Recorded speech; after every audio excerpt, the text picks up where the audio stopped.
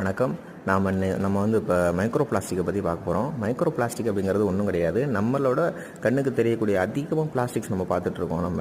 அந்த பிளாஸ்டிக்கோட சின்ன ஒரு துகளை தான் மைக்ரோ பிளாஸ்டிக்ங்கிறோம். இந்த மைக்ரோ பிளாஸ்டிக்ங்கிறது நம்ம உடம்புக்குள்ளே போகுமா போகாதா, நமக்கு அதனால் என்ன பாதிப்பு வரும் அப்படின்னு கேட்டிங்கனாக்கா, நம்ம சாப்பிட்றது மூலமாக நம்ம வயிற்றுக்குள்ளே போகக்கூடிய வாய்ப்பு இருக்குது. வயிற்றுக்குள்ளே மட்டும் போகாது, இது பிளட் வெசல்ஸ், அந்த வெயின்னு சொல்லக்கூடிய ரத்த குழாய்கள், அதுக்குள்ளெல்லாம் கூட இது போகும்.